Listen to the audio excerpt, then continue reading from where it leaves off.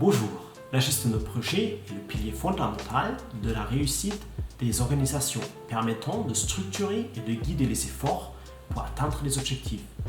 Parmi les méthodologies les plus utilisées, il y a deux méthodologies principales qu'on distingue. Premièrement, la méthodologie classique pour tous les processus linéaires et prévisibles. Deuxièmement, la méthodologie agile pour tous les processus nécessitant la flexibilité et l'amélioration continue. La méthodologie classique, souvent appelée méthode en cascade ou waterfall, a été développée pour répondre aux besoins des projets industriels et technologiques au milieu du XXe siècle. La méthodologie agile a émergé à la fin des années 1990, principalement en réponse aux limites des approches classiques face aux projets complexes et changeants.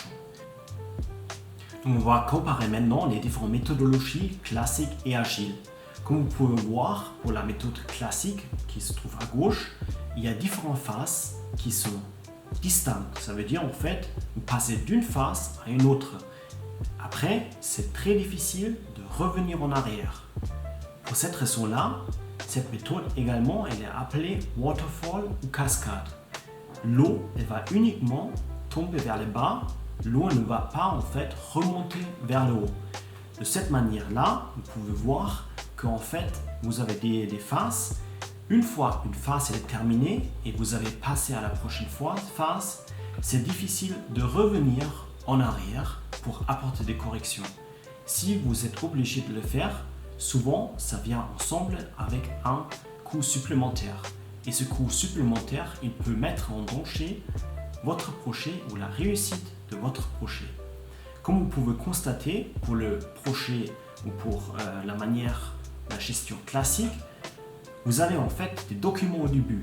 Donc les documents, ça symbolise un peu les spécifications que vous pouvez voir ou recevoir des parties prenantes dès le début.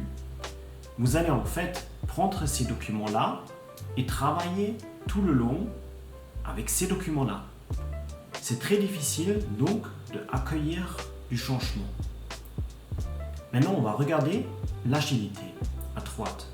Donc ici, on a un cycle qui correspond au cycle dans un Scrum.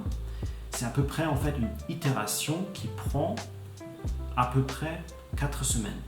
Donc à la place que vous allez développer tout un produit dans une seule itération, vous allez en fait refaire itération, et après chaque itération, regardez où est-ce qu'il faut aller, comment il faut se corriger, qu'est-ce qu'il faut modifier pour mieux correspondre aux besoins du marché ou le besoin des parties prenantes.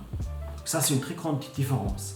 Côté classique, vous avez des projets où vous allez en fait aller linéaire, vous ne pouvez pas retourner en arrière, vous ne pouvez pas corriger.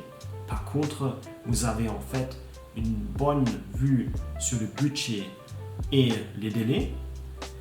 Côté droite, pour l'agilité, vous avez en fait des cycles de développement rapides qui vous permettent de à chaque fois travailler sur certains points, améliorer ces certains points et ainsi de s'assurer que vous allez dans la bonne direction.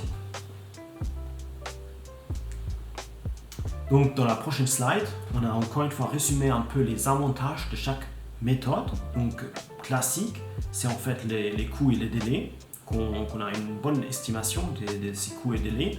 Par contre, en fait, forcément, avec l'inconvénient, on est moins flexible. Pour l'agilité, c'est l'inverse. Donc on a une bonne flexibilité, donc on peut s'adapter, accueillir le changement. Par contre, le souci, c'est que vous allez au début avoir pas une très bonne estimation de ce que vous attend. C'est tout pour aujourd'hui.